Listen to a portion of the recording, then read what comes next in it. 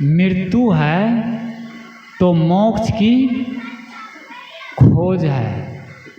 कहते हैं मृत्यु से मोक्ष तक, करुणा से कल्याण तक, पुण्य से परमात्मा तक और दया से धर्म तक आदमी पहुंचता है।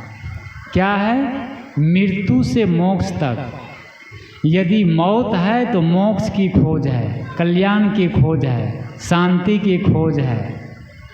अगर मौत ना होती, जीवन में दुख ना होता, तकलीफ ना होती, जीवन में सब कुछ अच्छा होता, तो ये भजन की क्या ज़रूरत थी? उपासना की क्या ज़रूरत थी? धर्म की खोज क्यों होती? नहीं होती ना। जीवन में दुख है, जीवन में तकलीफ है, जीवन में संघर्ष है, तो भगवान की याद करते हैं, पूजा करते हैं, मंदिर जाते हैं, आश्रम जाते हैं, गुरु के पास जाते हैं, इबादत करते हैं।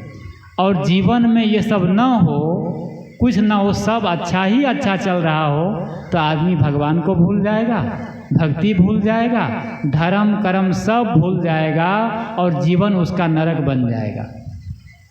इसीलिए ऊपर वाला है ना, कहते परमात्मा ईश्वर भगवान जिसको हम कहते हैं, वो सोच समझ के हमें जीवन दिया है। और जीवन में कुछ दुख हमेशा रहेगा।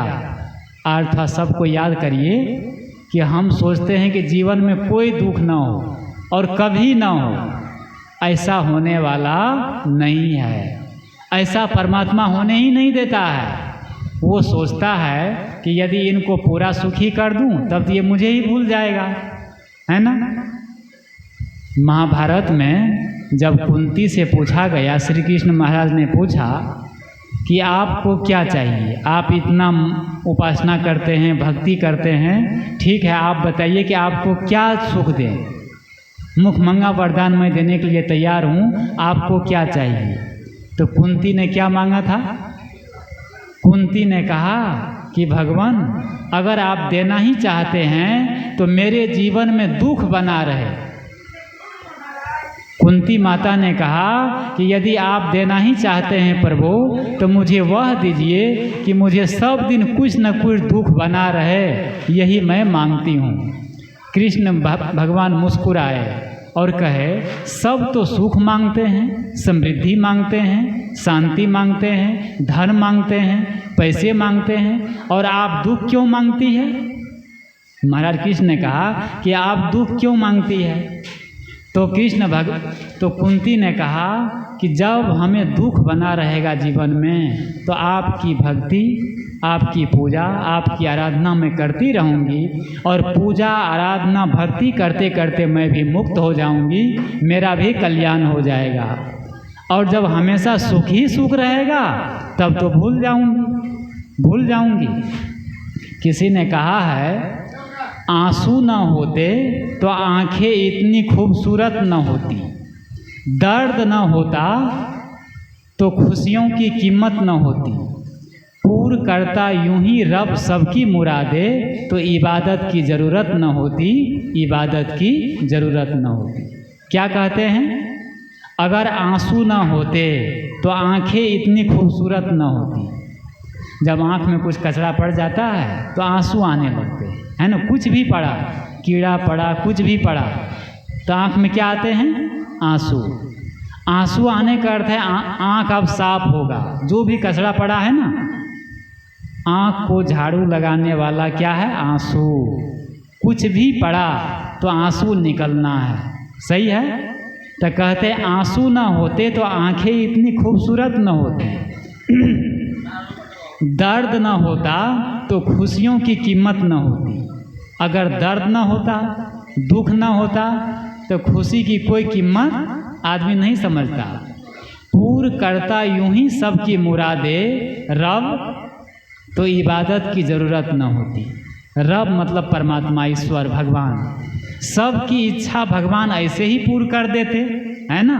सबको सब कुछ दे देते तो इबादत की ज़रूरत न होती।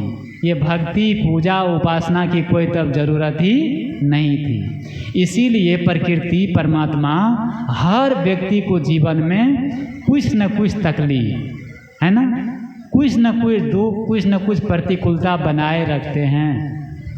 परमात्मा, ईश्वर, प्रकृति बहुतों को बहुत कुछ देता है। तो सोचिए, ईश्वर परमात्मा बहुतों को, सबको बहुत कुछ देता है, लेकिन सब कुछ नहीं देता, कुछ न कुछ वो बाकी रखता है। चाहे वो मुकेश अंबानी ही क्यों न हो, उसके पास भी कमी है, उसके पास भी अभाव है। समझ रहे हैं? कहते हैं कि भगवान सबको बहुत कुछ देता है, लेकिन सब कुछ नहीं देता, वो कुछ बचा के रखता है, तब जाके जीवन सही राह पर चलता है। ये सत्संग का अर्थ क्या है? भक्ति करने का अर्थ क्या है? भक्ति करने का अर्थ है, सत्संग करने का अर्थ है, उपासना के करने का अर्थ है कि हमारा मन कोमल बना रहे, हम भक्तिवान बने रहे, हम विनम्र बने रहे, हम शालीन बने रहे, और हम ईमानदार, नैतिक, शिष्ट और एक चरित्रवान व्यक्ति बने रहे। यही धर्म की देन है। और अधर्म की देन क्या है? आदमी क्रूर बन जाता है, आदमी गलत दिशा में जाने लगता है। जब आदमी को धन हो जाता है ज़्यादातर, तो आदमी फिर चूर में वो सत्संग, भजन, मंदिर, आश्रम, संत ये सब भूल जाता है।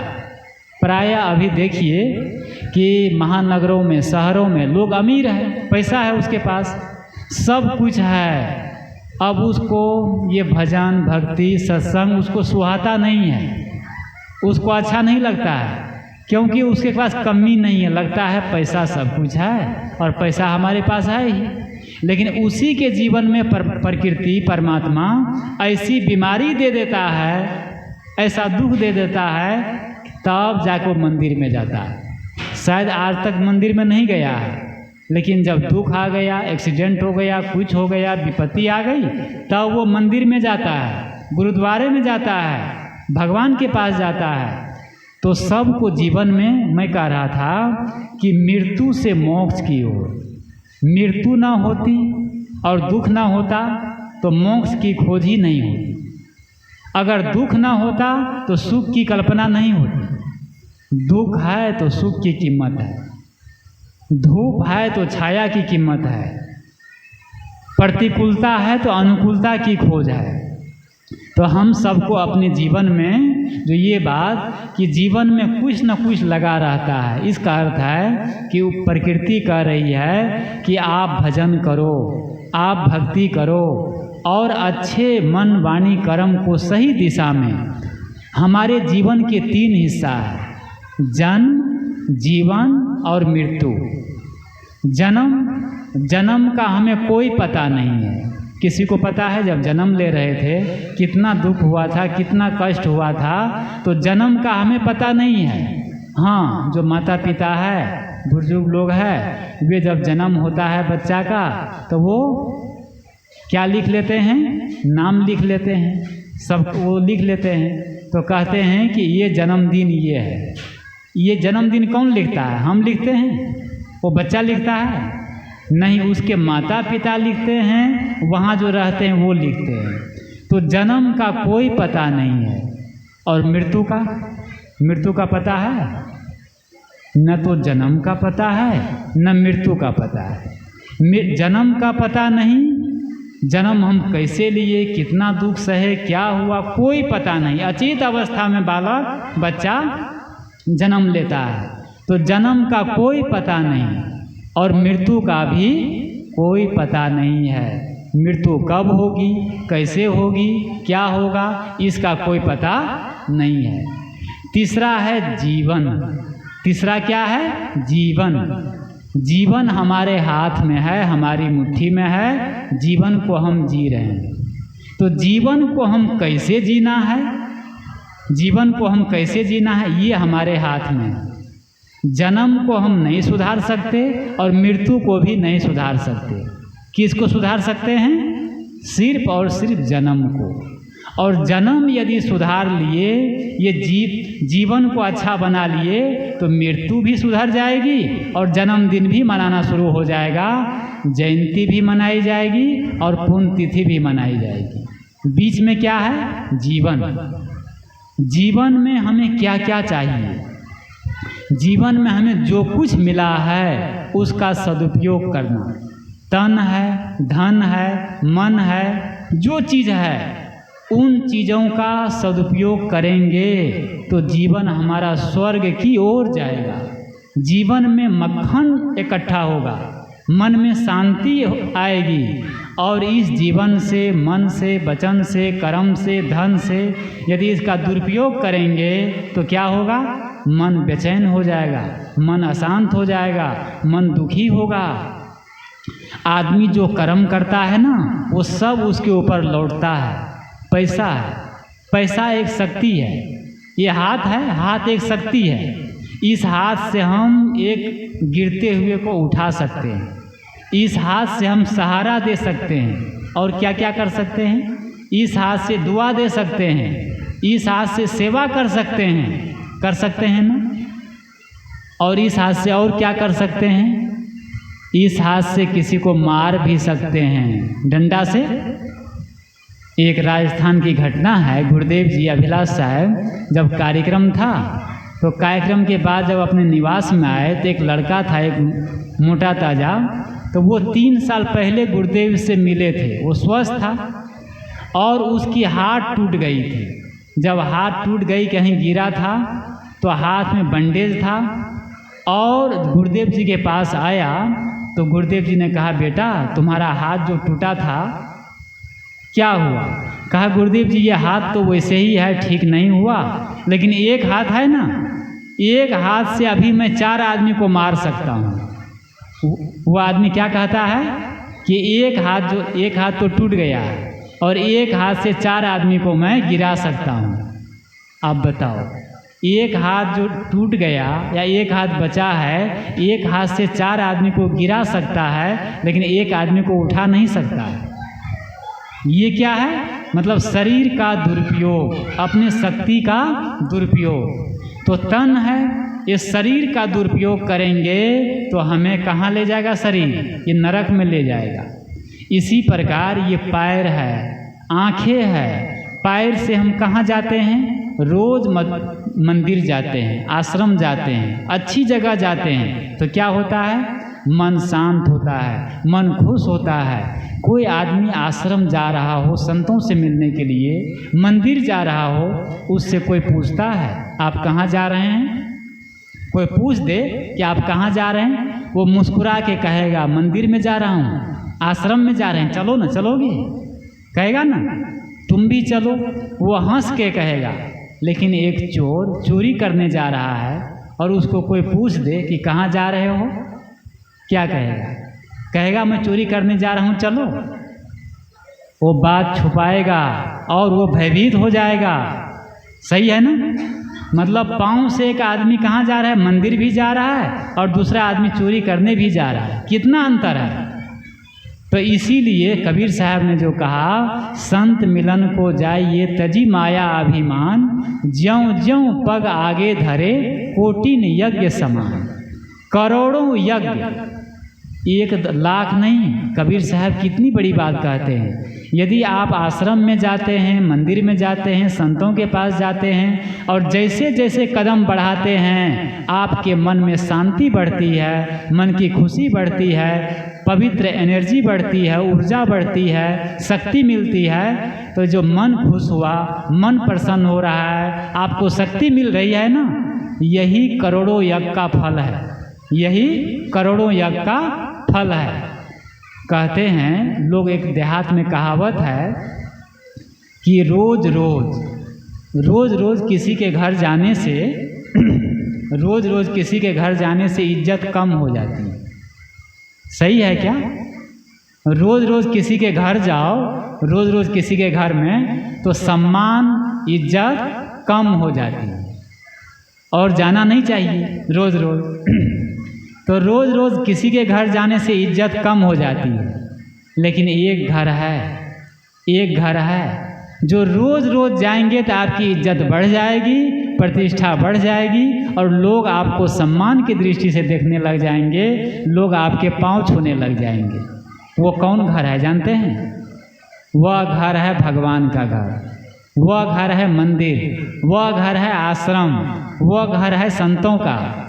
रोज़ रोज़ जो आदमी संतों के पास जाता है, आश्रम में जाता है, ध्यान करता है, सत्संग करता है, रोज़ रोज़ आश्रम में जाता है, ठीक है ना, लोग देखते हैं अरे ये आदमी रोज़ रोज़ आश्रम में जाते हैं, बाबा के पास जाते हैं, ध्यान करते हैं, सत्संग करते हैं, और लोग उनको ऊंच दृष्टि से देखने लगते हैं, ऊंची दृष्टि से, और उनका सम्मान करने लगते हैं। सही है। तो रोज़ रोज़ आप आश्रम में जाएंगे, मंदिर में जाएंगे तो क्या होगा, इज्जत घटेगी कि बढ़ेगी? तो कहाँ जाना चाहिए ना। तो रोज़ रोज़ किसी के घर नहीं जाना चाहिए, सही बात है, लेकिन एक घर है भगवान का घर, गुरु का घर, वहाँ रोज़ रोज़ जाइए, आपकी इज्जत अपने आप बढ़ जाएगी और आप कीमती हो जाएंगे। आपको समाज में लोग प्रतिष्ठा से, ऊंची दृष्टि से देखने लग जाएंगे। तो यहाँ पर बात आई कि हमें जीवन में तकलीफ होती है, दुख होता है, कष्ट होता है, तो घबराना नहीं चाहिए। ये सोचिए कि इतना तो दर्द दिया है, इतना दर्द, इतनी तकलीफ जो है परमात्मा प्रकृति देता है कि ये भजन कर सके। तो और कबीर साहब ने और कहा है कि दुख में सुख में सुमरन सब करे, दुख में सुमरन सब करे, सुख में करे न कोई। और जो सुख में सुमरन करे तो दुख काहे को हो। जब दुख होता है, तकलीफ होती है, तब तो भगवान के पास जाते हैं, सुमरन करते हैं, पूजा करते हैं। और जब सुख होता है तो सब भूल गए। हम लोग का अनुभव है, बहुत ऐसे भक्त हैं, भक्त लोग एक दो नहीं, हजारों भक्त हैं। फोन आता है तो उन लोगों का फ़ोन कभी 1 महीना, कभी 2 महीने, कभी 3 महीने नहीं आता है। तो हम सोचते हैं अभी सुखी है, अभी इसके जीवन में सुख है और बढ़िया चल रहा है सब। ये अनुभव की बात बता रहा हूँ, एकदम सही। वो फ़ोन नहीं आ रहा है, आश्रम नहीं आ रहा है, मतलब वो अभी अच्छा है, बढ़िया है। और जब फ़ोन आने लगता है तब पता चल जाता है कि अब कुछ न कुछ गड़बड़ हो गया है। सही है ना। तो ये सही है, इसमें कोई बुरा की बात नहीं है। कहते हैं कि कोई आपको एन मौके पर, है ना, बहुत दिन के बाद याद करता है और ज़रूरत पर ही याद करता है तो बुरा मत मानो, है ना। कोई आदमी एन मौके में बहुत दिन के बाद ज़रूरत पर ही याद करता है तो आप मत कहिए स्वार्थी है ये, ऐसा मत कहो, ठीक है ना। एन मौके पर याद करता है तो बुरा मत मानिए, क्योंकि मोमबत्ती की ज़रूरत तभी होती है जब अंधेरा हो। सही है ना। अंधेरा होगी, अंधेरा होगा तब ना मोमबत्ती और दीप जलाएंगे। या उजाला ही है तो दीप काहे को जलाएंगे, मोमबत्ती काहे को खोजेंगे। तो जब जीवन में अंधेरा छाता है, दुख छाता है, तकलीफ आती है तो मोमबत्ती भाई गुरु के पास जाता है, भगवान की याद करता है, कोई बात नहीं, अच्छी बात है। लेकिन एक दृष्टि से ये सिस्टम गड़बड़ है। भक्ति करने के लिए भाई आप सुखी है तो सुख में आप ज़्यादा उपासना करिए, ज़्यादा पूजा करिए, ज़्यादा धर्म करिए, ज़्यादा अच्छा काम करिए तो दुख आएगा नहीं। हम अभी स्वस्थ हैं, ठीक है ना, स्वस्थ है, खांसी नहीं है, सर्दी नहीं है, बीमार नहीं है, तो स्वस्थ आदमी को और ज़्यादा संयम करना चाहिए। स्वस्थ आदमी को और ज़्यादा संयम करना चाहिए, परहेज करना चाहिए। क्यों करना चाहिए? क्योंकि बीमार ना पड़ जाऊँ। सही है ना, बीमार ना पड़ जाऊँ इसलिए स्वस्थ आदमी को और ज़्यादा संयम की ज़रूरत है। और बीमार पड़ जाएंगे तब तो संयम की ज़रूरत है ही है, तब क्या होगा। तो अभी हम बढ़िया हैं, सब देखो, सबके जीवन में क्या क्या है, सब बढ़िया है। खाने के लिए है, पहनने के लिए है, मकान है, अरे जो लोग हैं बैंक बैलेंस है, बच्चे अच्छे हैं, सब कुछ बढ़िया है। प्रकृति, परमात्मा, विधाता, ईश्वर सब कुछ हमें बहुत अच्छा दिया है। और आज हम गर्माहट की महसूस कर रहे हैं, अच्छा महसूस कर रहे हैं, ये कम देन नहीं है विधाता का, ये बहुत है।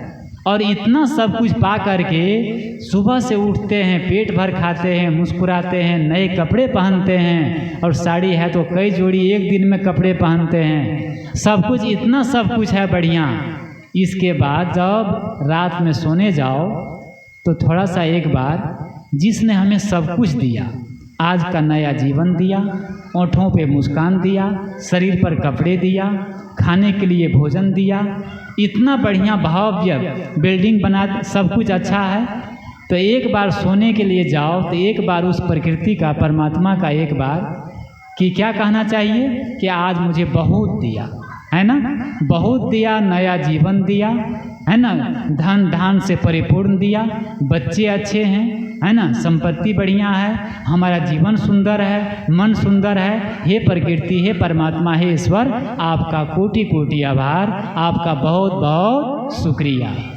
इस प्रकार सोते समय अपने मन से यदि हम इस प्रकार सोचेंगे, इबादत करेंगे, तो प्रकृति, परमात्मा, सृष्टि रचने वाला, श्रेष्ठा, वो आपको महसूस करेगा, वो महसूस करेगा। यदि आप आभार व्यक्त करते हैं कि आपने मुझे बहुत दिया, सब कुछ भरा पूरा दिया, तो जानते हैं आपको और मिलेगा, आपको और मिलेगा। कोई व्यक्ति आपको कुछ सामान देता है, आप मुस्कुराते हैं, सीने से लगाते हैं और कहते, पाँव छूते हैं, कहते बहुत दिए आपने, बहुत अच्छा लगा। आप वो दिया है थोड़ी चीज़, लेकिन आप बहुत उसका आभार व्यक्त कर रहे हैं। जानते हैं जब वो फिर मिलेगा ना तो उससे दुगना लेके आएगा। वो सोचेगा कि उस दिन तो थोड़ा दिया था और उसी में उतना आभार व्यक्त कर रहा था, उतना अच्छा मेरा सम्मान किया, और आज वो दुगना लेके आएगा। उस दिन फिर आभार व्यक्त करिए तो वो 4 गुना लेके आएगा। समझ रहे हैं ये चीज़? ऐसा ही प्रकृति के साथ है, परमात्मा के साथ है, ईश्वर के साथ है। ईश्वर परमात्मा कहीं बाहर है नहीं, ये कारण कार्य की व्यवस्था है। पंचभूत, मिट्टी, पानी, आग, हवा, ये सूरज देवता है, चांद देवता है, ये पूरी हवा देवता है, धरती माता देवता है, पानी देवता है। देवता का अर्थ है जो हमें दे। पानी क्या दे रही है? पानी हम रोज पीते हैं, जल ही जीवन है, सही है ना, जल ही जीवन है, तो पानी हमें जीवन देता है। हवा, हमें ऑक्सीजन चाहिए ना, पानी के बिना हम 1 दिन रह लेंगे, अन्न के बिना 2 दिन रह लेंगे, लेकिन ऑक्सीजन के बिना, हवा के बिना 1 घंटा रुकेंगे? ऑक्सीजन चाहिए, तो हवा, ऑक्सीजन हमेशा हमें दे रही है प्रकृति, सब कुछ। आग, शरीर में टेम्परेचर चाहिए, गर्मी चाहिए, तो सूरज का, हमें आग का अंश हमें शरीर में है। तो इस प्रकार पूरी प्रकृति ये क्या है? पंचभूत, ये देवता है। तो इनकी उपासना का अर्थ है कि हमें आज नया जीवन मिला, नया दिन मिला, और सब कुछ धन धान से परिपूर्ण है, सब कुछ बढ़िया है। तो इसलिए हम सबको चाहिए कि हम लोग रोज़ ध्यान करें, सुबह शाम थोड़ा ध्यान करें। और ध्यान में किसी से नहीं कहना, ये एक कोर्स है, मेडिटेशन है, आप करके देखिए। अगर आप 30 दिन कर लिए ना तो ज़रूर जीवन में कुछ चमत्कार होने लग जाएगा, और जितना पर है ना उससे आगे बढ़ने लग जाएंगे। वो चाहे स्वास्थ्य हो, संपत्ति हो, बच्चे हो, परिवार हो, जो गड़बड़ चल रहा है उसके लिए आप सोचिए कि मेरा अच्छा हो रहा है, सब बढ़िया हो रहा है, सब कुछ अच्छा है, और आपका बहुत बहुत आभार, बहुत बहुत शुक्रिया। देखिए 5 दिन 6 दिन में ही सब अच्छा होने लग जाएगा, बढ़िया, आपकी मन की फीलिंग अच्छी होने लग जाएगी और सब अच्छा हो जाएगा। तो मैं कह रहा था कि मृत्यु से मोक्ष तक, करुणा से कल्याण तक। भगवान बुद्ध जब बोधिष्ठ प्राप्त हुआ, उन्होंने बुद्धत्व प्राप्त किए, तो उनके अंदर से एक अथाह करुणा जगी। करुणा, जब वो मुक्त हो गए, उनकी वासना छूटी, मन शांत हुआ, तो उनके हृदय से करुणा निकली। और ऐसी करुणा कि पूरे मानव जाति के लिए, सब के लिए करुणा और प्रेम, सही है ना, करुणा और प्रेम। तो जब करुणा निकली तो करुणा से कितने लोगों का कल्याण हुआ, कितने लोगों को शांति मिली। तो जो आदमी भजनानंदी है, जो आदमी भक्त है, उसके हृदय से क्या निकलना चाहिए? करुणा, दया, क्षमा, शील, संतोष, ये निकलना चाहिए। और जब हम भक्ति करते हैं पूजा करते हैं लेकिन करुणा नहीं निकल रही है। क्या निकल रहा है? क्रोध निकल रहा है, करुणा नहीं निकल रहा है। क्या निकल रहा है? क्रोध, गुस्सा और लड़ाई झगड़ा, गाली गलौज, नेगेटिव विचार।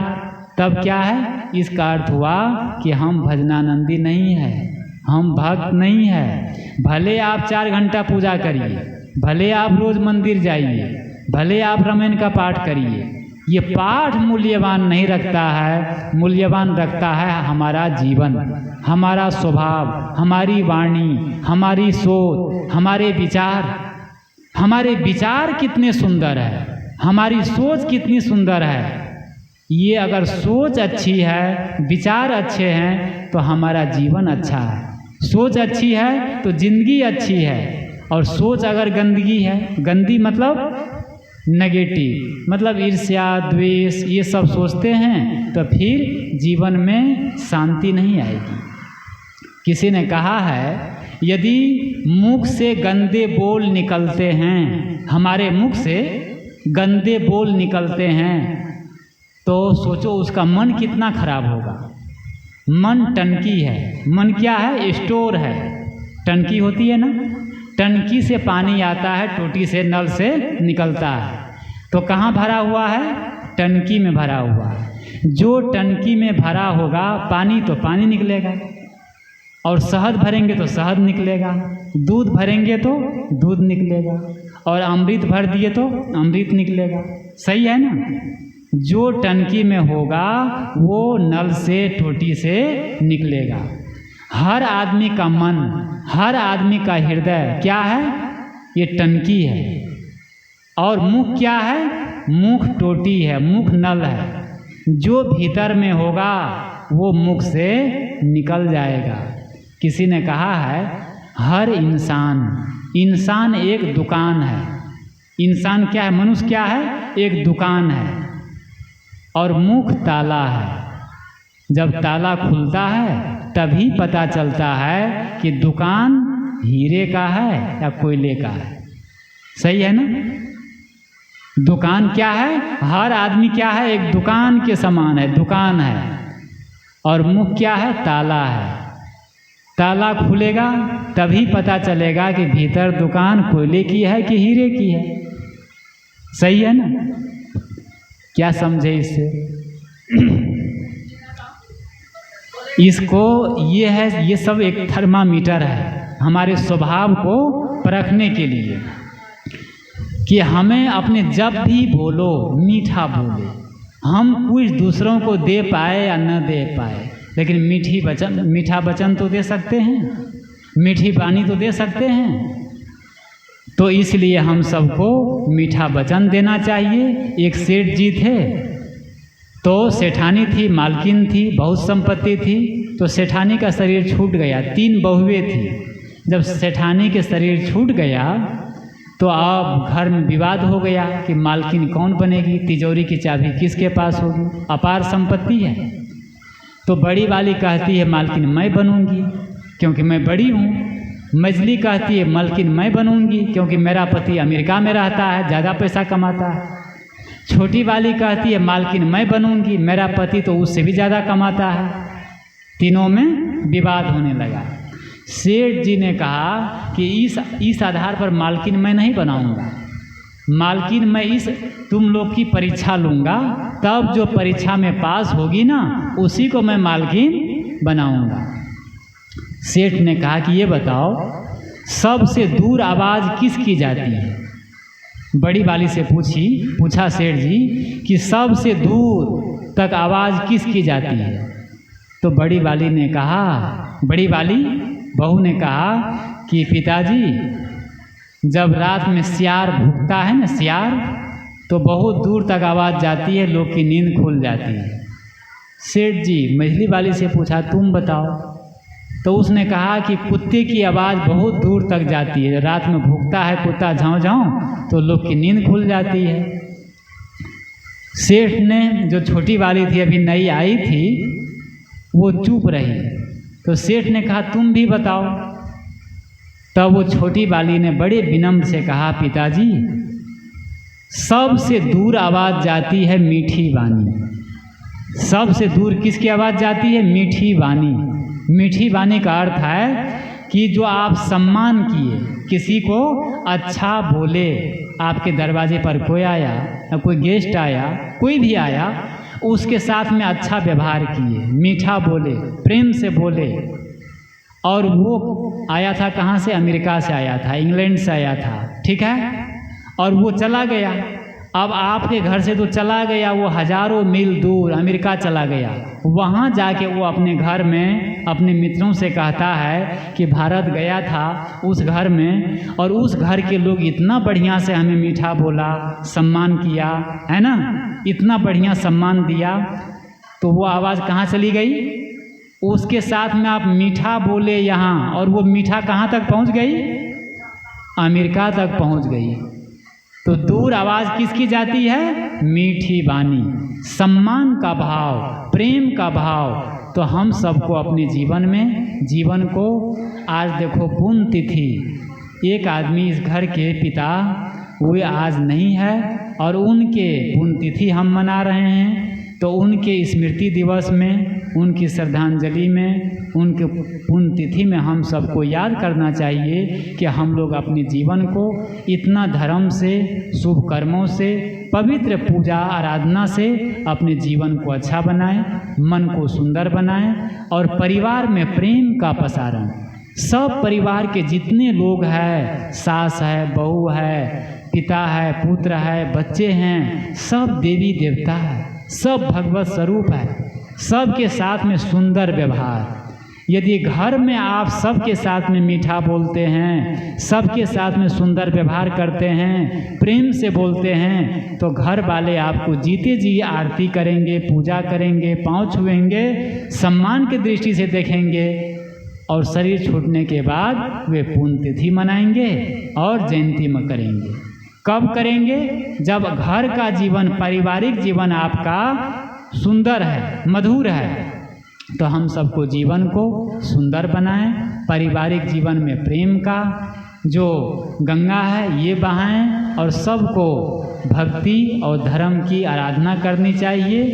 यही जीवन की सार्थकता है। तो आप सब बहुत देर से सत्संग में उपस्थित है, इसी के साथ मैं अपनी वाणी को विराम दूंगा। घर वाले तीनों बेटे, बड़े वाले हैं, मझले वाले हैं, छोटे अभी आए हम लोग, तो बड़े भाव से उन लोगों ने प्रणाम किया, और बहुत अच्छे विनम्र है, शालीन है, और पिताजी के प्रति इतनी आस्था है। बड़े वाले, क्या नाम है?